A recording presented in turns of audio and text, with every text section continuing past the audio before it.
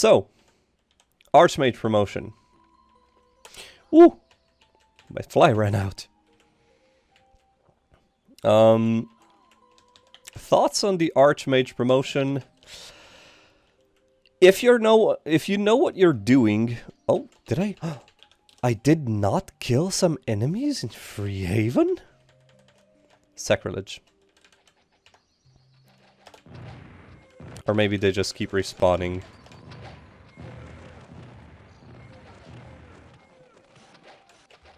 Wow. They nearly killed Zoltan. Amazing.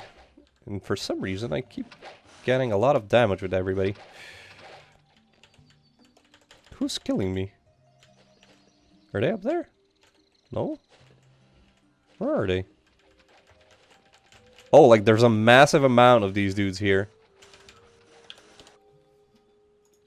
We're gonna do it like this.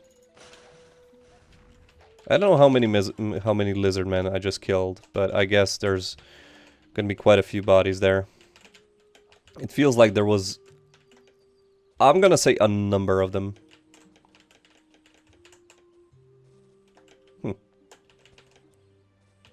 I don't know how I managed... which trigger I managed to miss, but I guess it doesn't really matter at this point. Well, now we do need to go and heal. Actually, we could just rest outside. Where was I? Before I realized I missed a couple of enemies here. Oh yeah, so Archmage promotion involves us going into this dungeon called Corlagon's Estate. And I don't know, like this dungeon, like on the one hand, it is not terribly difficult, I want to say.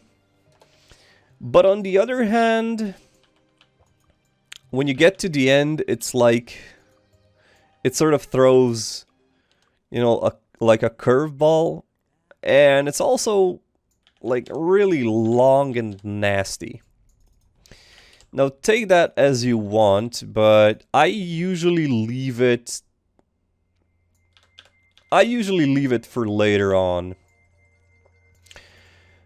Because while Archmage is an important promotion, it is not 100% crucial. You know, you can basically wait for a moment. And there we go. Specters. This is part of the reason why this dungeon is, you know, I would say like a bit difficult to predict. Because you have these specters that aren't terribly difficult enemies, but if they get close to you, remember they still have a chance of one-shotting your enemies. So part of the difficulty in this dungeon is purely just how many specters are you gonna get in your run. If you get a lot of them, which is usually what happens, then you will have a bad time. If you don't get many specters, then this dungeon is, I would say, like, easy to medium difficulty. Because there still is, if you want to clear it out, there still is the problem of the last room. And we'll get there when we get there, but yeah, that's pretty much it. Other than that, the difficulty of this dungeon is basically navigating through it. But once again, as with most dungeons, oh, and these crypts are actually, they actually have traps in them, so open them with your disarmed trap character. There we go. Like a massive amount of specters in that room. Like I usually get fairly unlucky with this dungeon and end up having to fight an absurd amount of specters. That's one. Luckily we didn't get hit. And I think that's two more. Yes. So we got 3 or 4 specters in that room alone.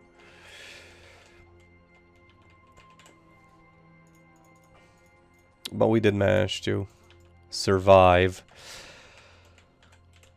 So if the specters, like, if there was some sort of counterplay to the specters being able to knock your characters unconscious, no matter how much, ooh, there we go, it happened. This is why I hate specters. It is just annoying to deal with them, especially if you're like me and want to have your characters with the same amount of experience points. However, using any sort of strong spells against them seems like a waste, so I much rather just backtrack and heal up. Because this dungeon is more like attrition, more than difficulty. Okay, so I got feared, which I can just easily cure. Other than that, this dungeon is basically Mire of the Damned in a nutshell, without the harpies. Not terribly difficult, it's just annoying with all the debuffs and everything. So if you can keep a distance between you and the specters, you'll be fine in this dungeon. Luckily, the groups that you run into aren't, like, they aren't terribly big, right? So you can get through the dungeon fairly elegantly.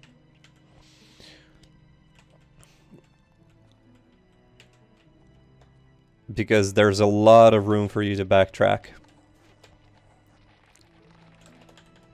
And the skeletons aren't even a problem. Okay, let's see. Anything here? Anything here? Anything here? Nothing. Like, this room is so boring when it comes... Or, this dungeon is so boring when it comes to loot. Loot-wise, this dungeon doesn't actually have a very good loot in it. So, it's not really worth to come here for the loot. Okay. Let's, I guess this is like the only room where you have to be a bit careful. Okay, there we go, that's another specter. You have a lightning bolt.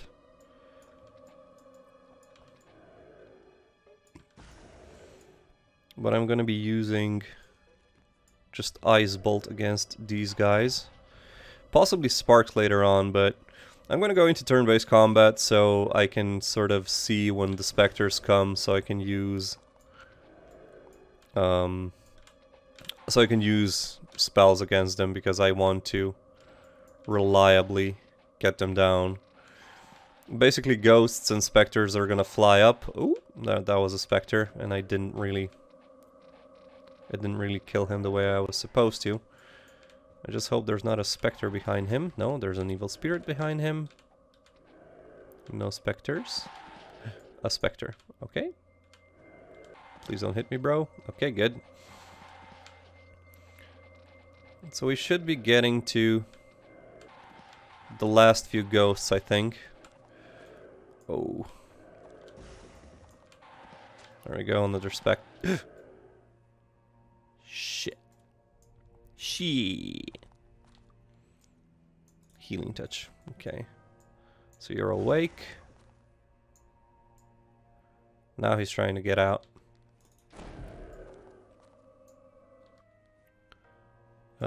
Healing touch, so she doesn't die in case something bad happens. There we go.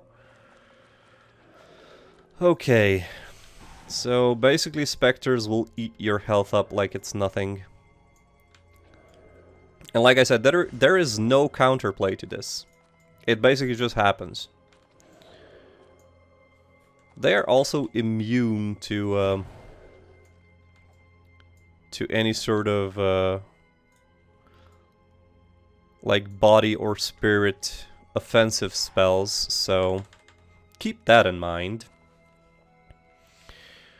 So yeah, there are a few reasons why I don't use clerical offensive spells. But I've basically killed all of the specters now, or all of the ghosts in this dungeon. The upside is we will be getting quite a lot of rings, both enchanted and ones that we can enchant, plus 12 intellect. I'm absolutely going to use that. That is a good enough threshold. Do I need luck? Sure. Give luck to, I guess, Zoltan. Oh no, we're resistant to diseases. That's even better. That is actually a good one. Might and personality, that is excellent for our paladin, plus 12 cold resistance. I can give this to, I guess, Alexis. And a valuable ring we can enchant. What did we get? We got another cold resistance, so we can give that one to Roderick, for example. Okay, that's good. So we've killed the specters. However, there are still skeletons down there. And be careful so you don't fall down. If you plan on falling down, if you plan on jumping down, I'm just going to do a quick save here because I don't want to go down there yet. Make sure to sort of go against the wall. As you can see, you sort of slow yourself down and you can sort of surf the walls. And therefore you avoid any damage that you would have gotten. But I'm just going to quick load here. One of the better functions of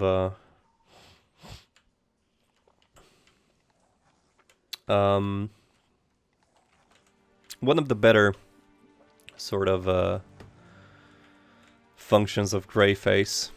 Okay. So we've gotten past one of the harder rooms. In terms of, you know, difficulty killing the enemies. Luckily, the other rooms that we will, or the other sections that we will go to, we will be able to more safely backtrack, I would say, than the room we just cleared. There we go, another specter. So every time there's a specter, I'm going to be backtracking because I don't want, I don't want them hitting me in melee combat.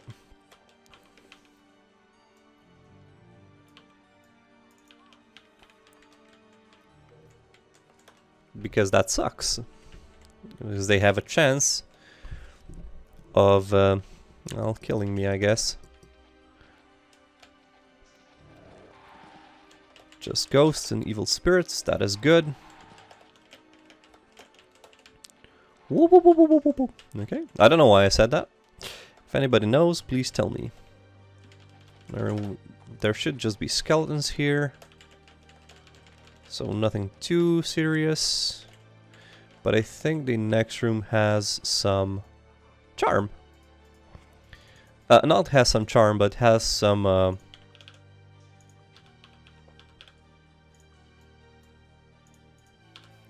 specters in it, or like the possibility of some specters. You can see I'm recording this as I'm playing, or commentating this as I'm recording and playing, because I sort of forget what I'm supposed to say. So, yeah, the strongest spells that I can do is actually just plain old Ice Bolt, which is very good. Like, Ice Bolt is a very good spell. I would consider it being one of the better ones. Lightning Bolt usually turns out to be a bit pricey for just constant use, and Firebolt just doesn't seem to do as much damage. So I generally just stick with... are those two specters? This might be two specters. Oh no, it's a specter and a ghost, okay. Specter and a ghost, good. So that is a bit better. Okay. It's gotten a few specters in this room, but nothing we can handle, and flick the switch. This is the dungeon of confusing switch flicking. Now we're gonna drop down here. We took fall damage because we didn't wall skate. Wall skate, wall surf, wall whatever.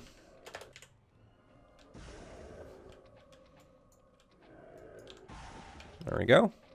And the ghost. And another ghost, I think. Yes. Okay, so the objective is to open this door. But to get to this door, if you don't have Telekinesis, which we unfortunately don't because we didn't get it, you need to flick the switches present throughout this dungeon. So there's going to be ghosts here. Hello. There we go. That's good. Oh, that's a specter. Of course that's a specter. Okay, he didn't manage to get me. And there's another group behind here? No? So there's just this one group here. Okay. And of course it's a specter.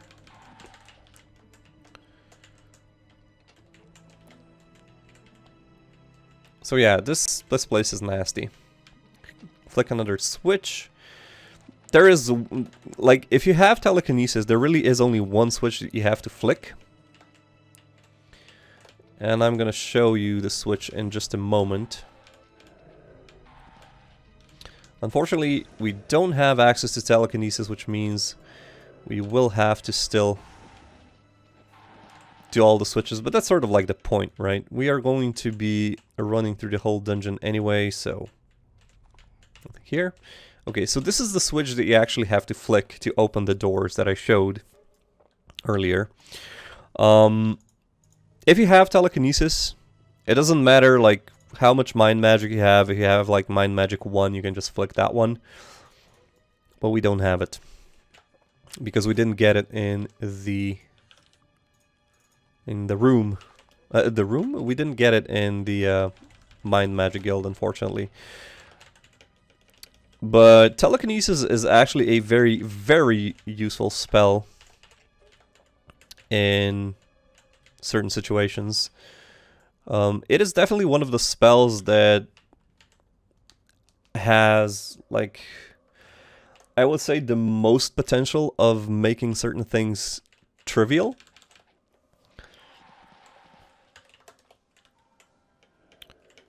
But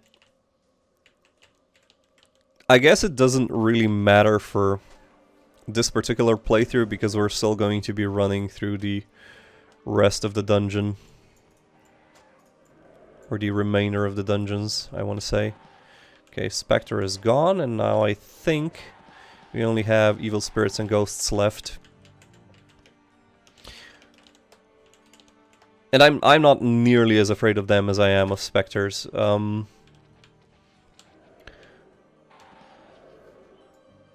Because you have to note something, like, specters can kill my hero from 201 health that he has.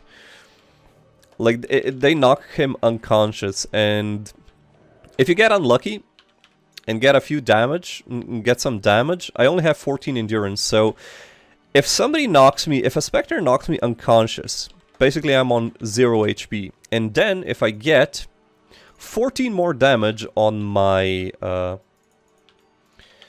paladin slash hero, he does go into the death state. So it's not just that you get knocked unconscious. The problem is also that you... The problem is also that you get... you basically get... like... You're basically in danger of actually dying if you know, get some more damage. Personally, the biggest gripe I have is that if you get damaged, or if you get knocked unconscious, you don't get the experience. That is usually why I hate this dungeon, because I hate... like right now, I hate the fact that Roderick does not have the same amount of experience as everybody else. There we go, a nice example of wall surfing.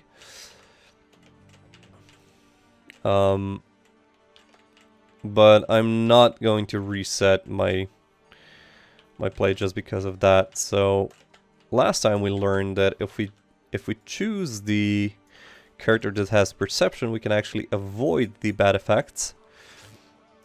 And the plate armor that we can enchant, and we're going to enchant it right now. What do we get? Hit points plus 9. We're still going to keep the rate of recovery. That is fine. I'm actually going to give this belt to Zoltan,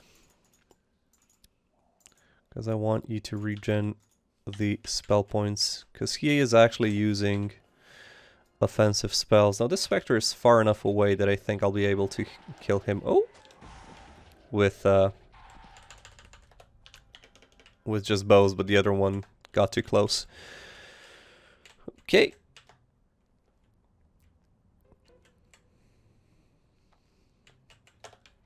And once again, as with many a dungeon in Might and Magic 6, I don't know where I'm going.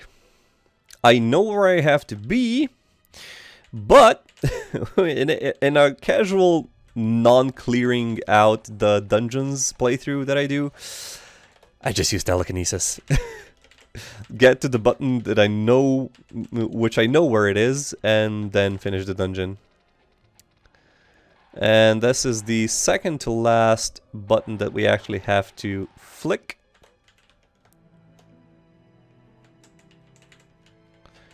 And this button actually lowers the sort of ramp that we need to get past.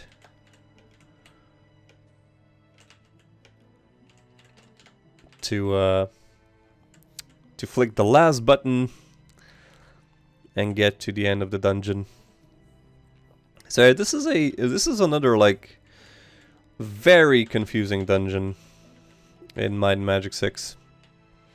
So we are going to go... Where are we going to go? Lovely dungeon, isn't it? Like, but this is why I love Might and Magic 6. The dungeons here are actually dungeons, you know? They're not just, here's a cave. So we need to get to here. The best way of going there is to go back here and around this part. Okay. So yes, I still like consult maps to get to the place that I want to. I could have just sat down Aloy's Beacon and recalled to the switch, I guess. That is also a possibility, but you know, this works as well. And down here, and there we go.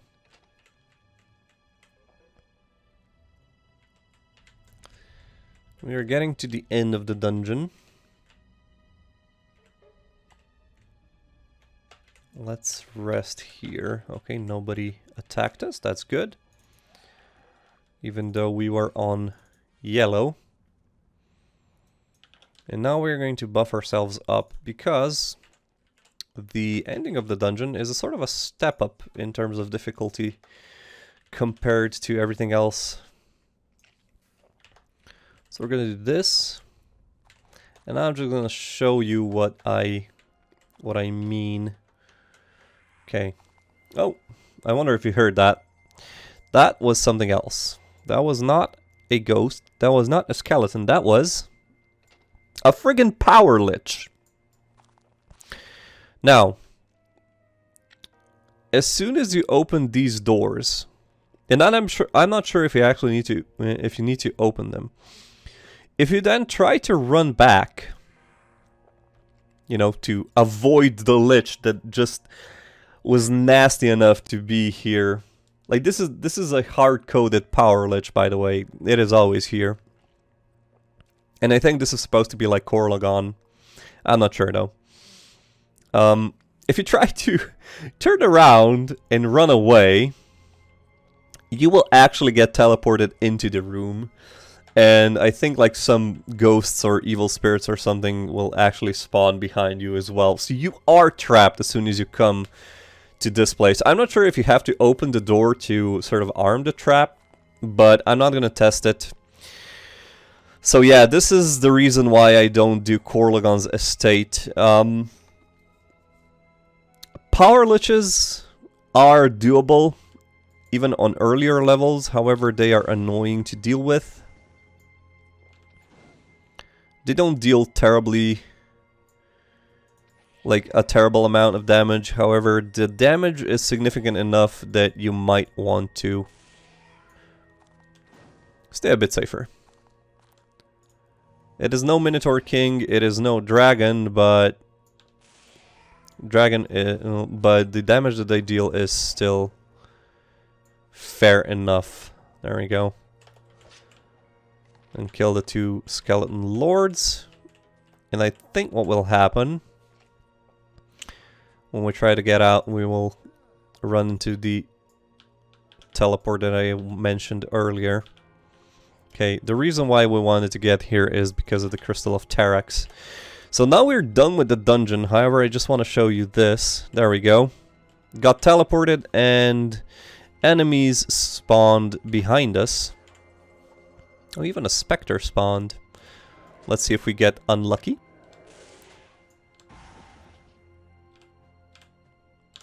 We didn't get unlucky. Okay. So that was the end of the dungeon. So what we're gonna do is, this is what I usually do, like, you can just as easily, you know, run past these guys. The 3 hard-coded skeleton lords shouldn't be too much of a problem.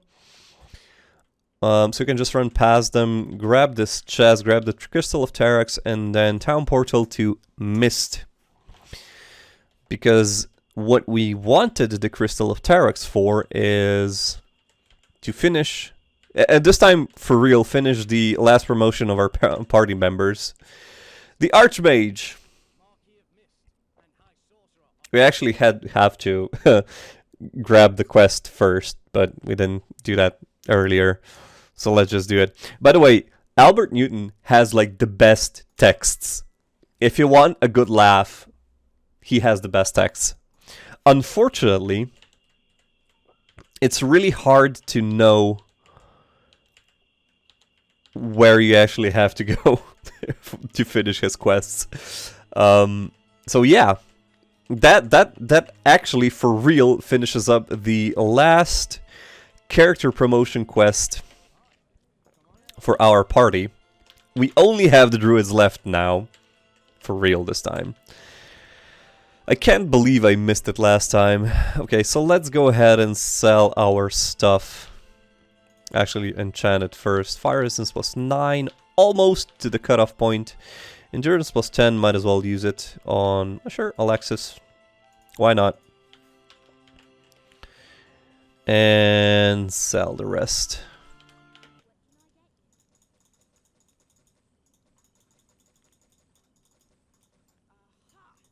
Okay, we can enchant that ring as well. Last ring of mana! Gonna give this to my sorcerer. Actually, am I gonna give it to our sorcerer? Yeah, he does use spells nowadays, doesn't he? So let's just use it on him. Enchant this. Armor class plus 10.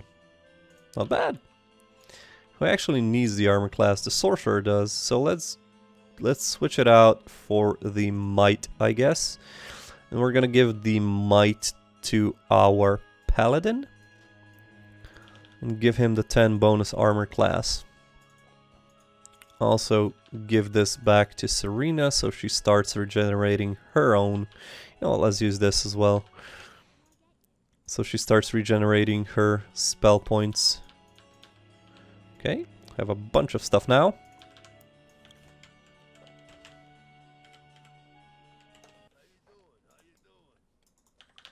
And sell all the rest. It's going to be quite slow, so...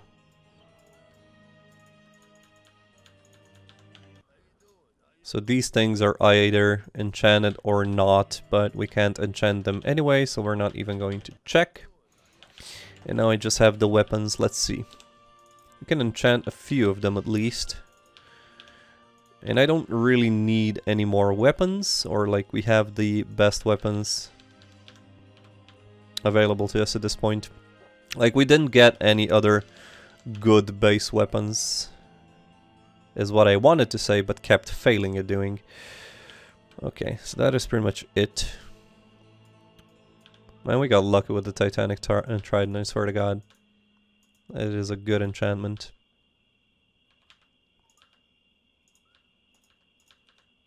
Okay, that's fine. Sell this batch.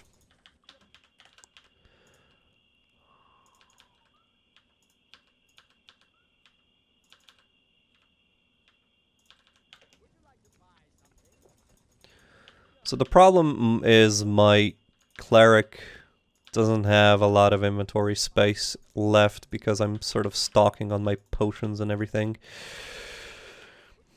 So I'm going to take the time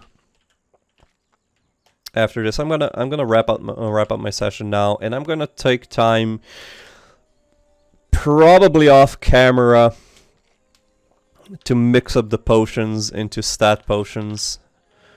I think everybody drank an essence of might, but I'm gonna do that in between the episodes. I don't feel like giving you the potion recipes is valuable information, because you can sort of find that out on the internet, and it's going to take me a while to tell you like all the it's gonna take me a while to explain how you do the different essences, but I might think of something. I might think of something later on to sort of, you know, show you what you need to do to get all of the stat essences. But anyway, guys, this has been another session. This was a really short recording session, but, you know, a couple of episodes still good. Hope you enjoyed it, and hopefully I'll see you guys next time. Bye-bye!